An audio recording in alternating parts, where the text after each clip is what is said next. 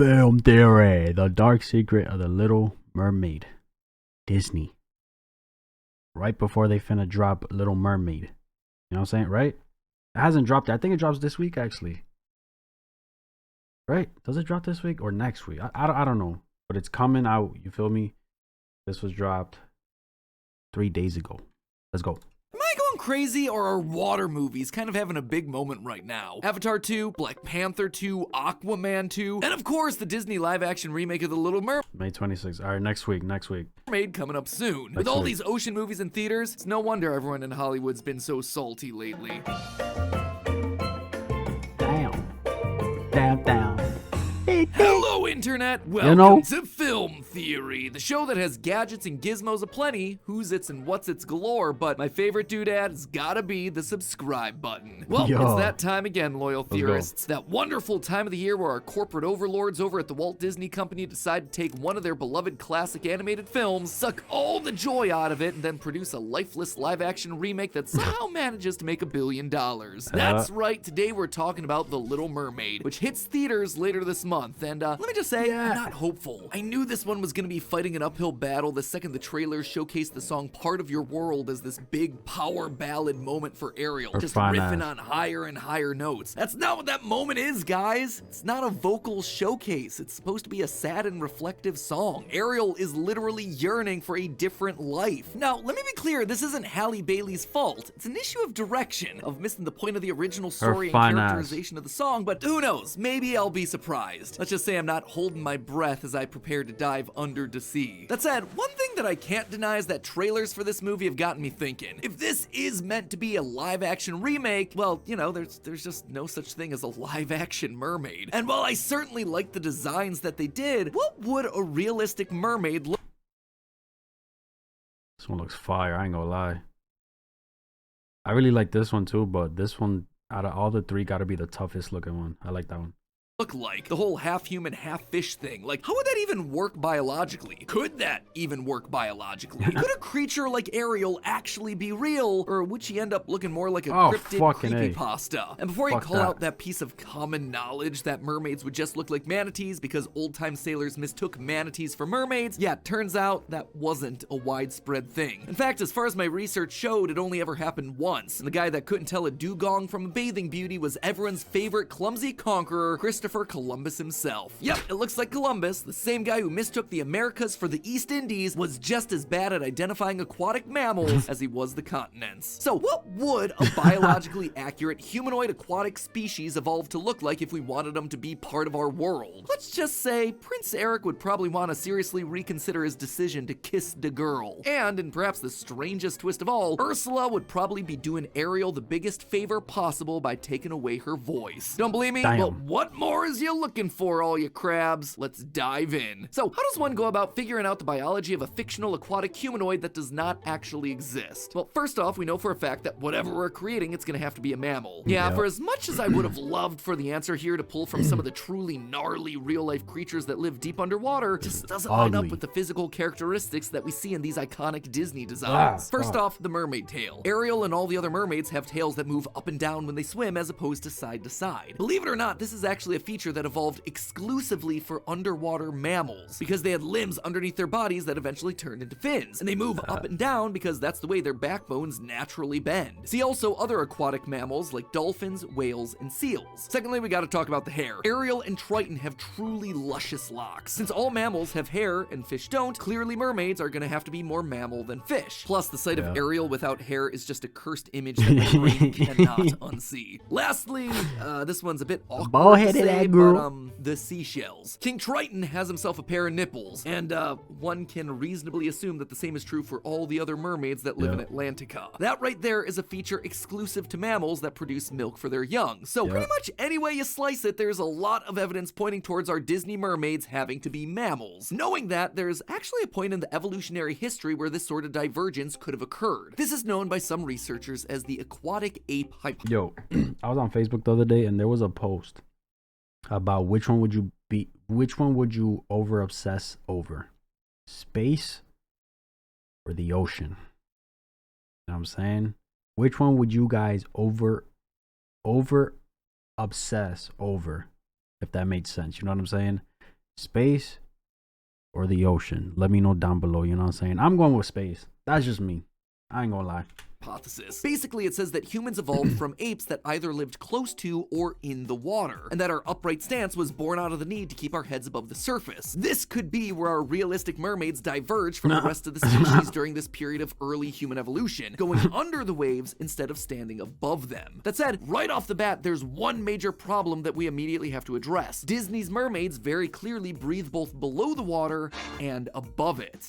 This isn't a thing that aquatic mammals are able to do, even the ones that spend a lot of time underwater like whales. Instead, they have to occasionally surface to take massive deep breaths before submerging again. For instance, the longest a whale's been recorded holding their breath is 222 minutes. Certainly a long time, but also a lot shorter than what we see Ariel and the gang doing. So what would have to be going on with our mermaids? That's crazy. Well, our real mermaids would have two possible solutions here. The first would be to survive purely off of cutaneous respiration. Basically, that's just a fancy way of saying that an animal is able to breathe through its skin. This is actually pretty common across a lot of species of frogs, sea snakes, and turtles. Basically, the skin is thin and moist, allowing gases like oxygen to pass through. And believe it or not, but some mammals, including us humans, are able to respirate in the same way. For us, this sort of skin breathing only accounts for a very negligible amount of oxygen, just like 1 to 2%. It's not nearly enough for us to live as is, but if a mermaid needed to evolve to breathe more through their skin, yeah, it's possible. Honestly, the biggest problem as it applies to mermaids is that you're just not able to get a lot of oxygen through your skin using cutaneous respiration. As a result, it tends to be reserved for smaller animals that stay relatively inactive. So our mer people would have to be really tiny and lazy, like a frog or a flatworm. That said, the second and better solution here would be for our mer people to evolve both lungs and gills. This is certainly rare in the animal kingdom, but it's not entirely unheard of. Case in point, the lungfish. Lungfish are known to live in environments that are low in oxygen, like stagnant pools, swamps, shallow lakes. As such, they have both lungs and gills to help meet their oxygen needs. When the oxygen concentration in the water is low, lungfish can gulp air at the surface and then use their lungs to extract it. When the concentration in the water is high though, that's when they're using their gills. This sort of dual system would help explain away exactly what we see in the movies. Ariel breathing underwater as well as on land. So our realistic Disney mermaids are definitely mammals and are either really small and breathing through their skin or human-sized with both lungs and gills. But what would they actually look like? Well, to know that, we first have to figure out where they live. After all, an aquatic mammal that evolves to survive in the Caribbean is gonna look a lot different than the one that evolves to survive at the South Pole. Thankfully, we can actually figure out an answer. Throughout the movie, we see what the ecology of Atlantica looks like. There are kelp forests, hydrothermal vents, and most importantly, coral reefs. This means that the body of water that we're dealing with is likely warm, eliminating the North Sea near Denmark, which is usually where people assume that this movie takes place, including ourselves in a previous theory. Whoops, sorry about that. We can also get clues from the live-action remake. You see, this new movie replaces the original design of Ariel's fish friend Flounder with this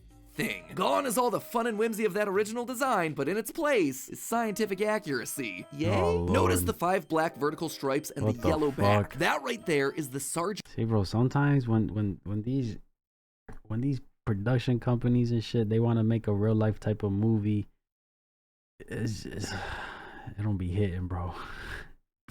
It don't be hitting, gang.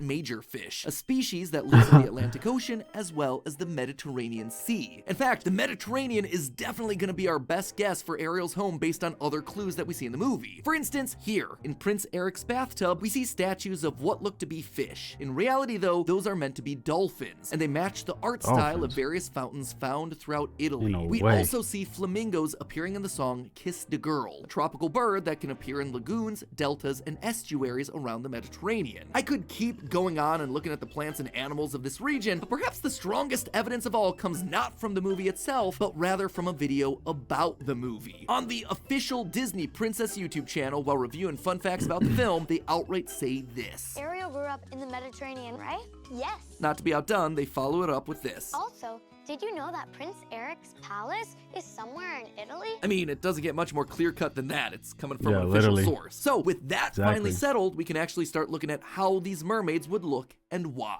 First off, some basic stuff. It's almost certain that our mermaids would have webbed fingers on their hands. This would be a really simple adaptation that would help our mermaids a lot, allowing them to more easily swim and navigate underwater. It wouldn't even be that wild for this to become prominent through natural selection. Humans today are often born with syndactyly, or fingers and toes that are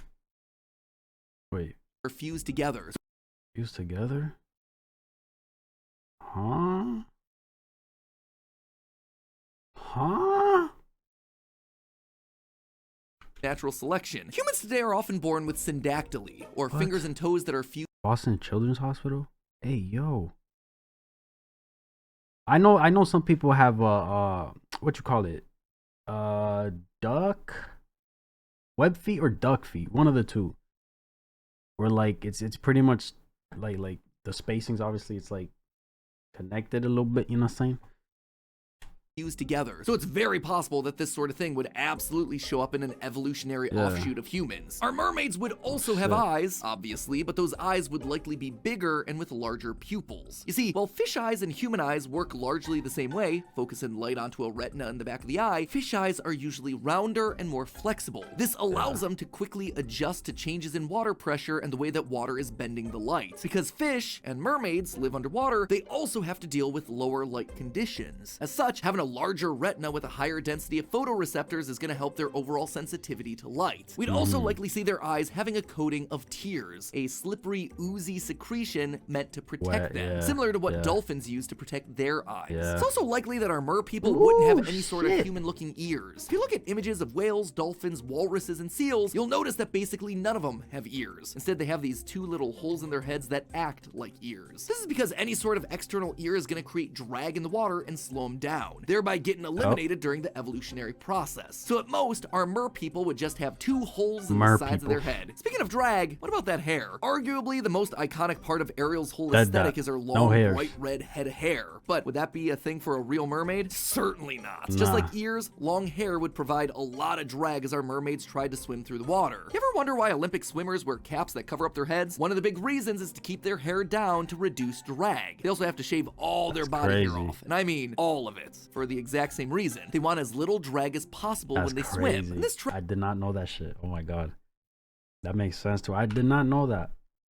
I never really asked why or wondered. It's just, you know? I mean, all of it. For the exact same reason, they want as little drag as possible when they swim. And this tracks for most marine mammals. Whales and dolphins have a few whisker-like hairs to help them sense their environment, but otherwise they're smooth-skinned. Similarly, manatees have little tactile hairs all over their body. Seals and walruses, on the other hand, have both whiskers and layers of slick fur that stick well to their skin. Our mermaids are probably gonna have something similar, either no hair or slick hair that runs down all over their body. But this does bring up another point. See, mammals don't just have hair as a means to be stylish. A lot of the time, fur or hair is needed to keep these mammals warm, trapping a layer of heat between the skin and the fur. Without that hair, well, our mermaids are going to start suffering if they don't have protection from the cold. According to the Encyclopedia Britannica, temperatures in the deep parts of the Mediterranean tend to be about 55 degrees Fahrenheit or 13 degrees Celsius. Now, humans can begin suffering hypothermia at temperatures as high as 60 degrees Fahrenheit or 15.6 degrees Celsius. So our mermaids are going to need some sort of solution here, otherwise they're going to be freezing to death. So again, we turn to other marine mammals to see how they survive in these depths. And the thing that we find in common across all of them, whales, dolphins, manatees, seals, and walruses, blubber. In case you don't know, blubber is a type of fat tissue that's just really good at insulating body heat. Basically, it allows animals to stay in cold environments by keeping their body heat inside of themselves, kind of like an internal blanket. Additionally, it also has the advantage of adding buoyancy while you swim, meaning that it helps save energy while moving through the water. If an animal has blubber, it typically covers the entire body, so that's going to inform how our mermaid looks. Let's just say they're not going to have the thin figure of Ariel or the swole chest muscles of Triton. They're going to have to be a bit on the chonky side to survive at the bottom of the Mediterranean. Also, their skin is likely to be the color that we see on dolphins and whales, sort of light blue-gray on their stomachs and a dark blue-gray on their backs. This allows it to act as a natural camouflage against the backdrop of the ocean. So, my man creating a whole thing right now, bro. That's crazy. Realistic mermaid, probably not what Disney has plastered all over posters for this movie. They're going to be mammals with gills and lungs. They're going to have webbed hands. They're going to have big eyes coated with oozy, gooey tears. They're gonna have bluish gray skin with no ears and no hair, except for a couple of whiskers, and it's all gonna be wrapped up in a chonky dad bod from layers of blubber that are covering their whole body to keep it warm. Also, they'd likely evolve a more pointed head to help them stay hydrodynamic as they swim through the water. Just looking at this thing, Eric definitely would have had to have been very open-minded in order to fall in love with this. But there is one final detail about our anatomically correct mermaid that's really scary, and it's likely gonna make you never never look at the Little Mermaid the same chill. way again. Remember, Chill. the whole source of conflict within this movie comes from Ariel's voice. She Chill. loves Eric, and she wants to go to the surface to be with him, but Triton says no. So Ariel strikes a bargain with Ursula, a sort of deal with the underwater devil where Ariel gives up her voice to be able to walk on land and pursue her relationship with the prince. And while in the movie this creates a central conflict, in real life, this decision to give up her voice, it would have... Imagine giving up your voice just to be with somebody. That's tough. literally been the That's single tough. best thing that Ariel could have done in the situation. Why? Well, because if she had her voice, she likely would have killed Eric. Let me explain. You see, things aren't shit. always better down where it's wetter, because the ocean is a loud place. Like, What you mean by that?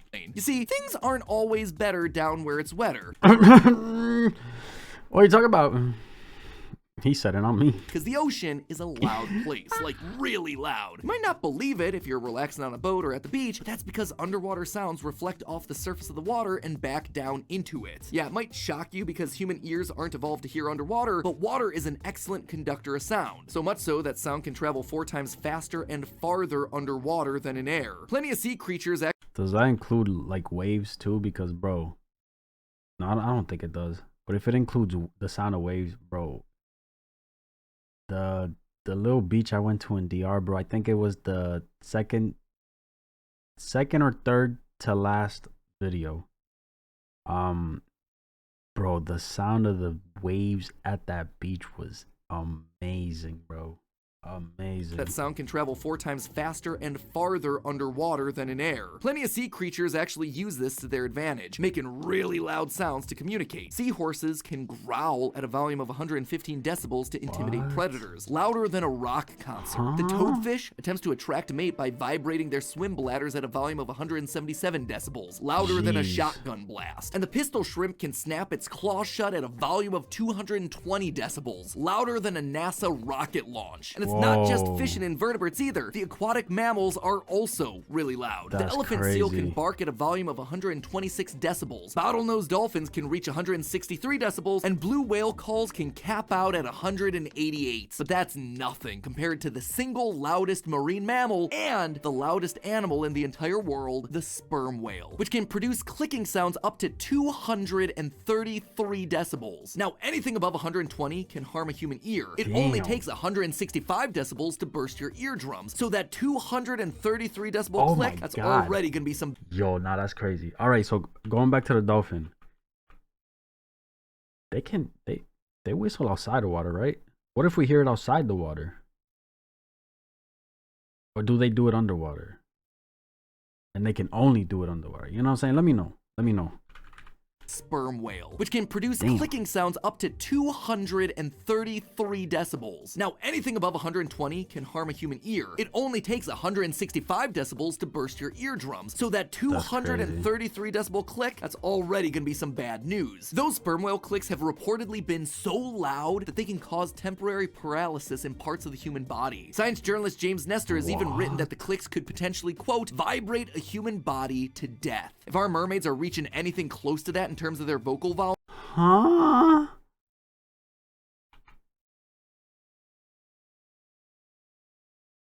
Yo, nah, that is crazy. His hand ended up paralyzed for nearly 4 hours. Oh, no. Listen, I'm a stick, all right? I'm a stick to my water parks. Fuck a beach, a lake, a ocean, a pond. Fuck all that. I'm not going in that shit.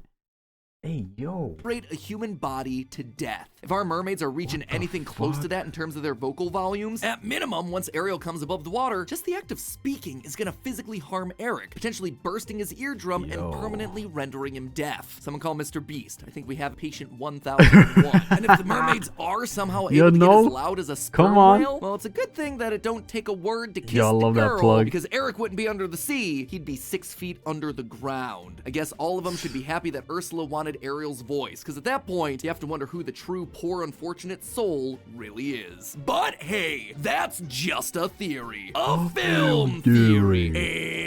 And cut. Yo, no. That is fucking wild, bro. 165 decibels can burst a human ear. A human's eardrum. 126. Dolphins. What was dolphins? 163. Wow. That's damn. That's 2 decibels shy, bro. Yo, that's actually fucking insane, bro. 115.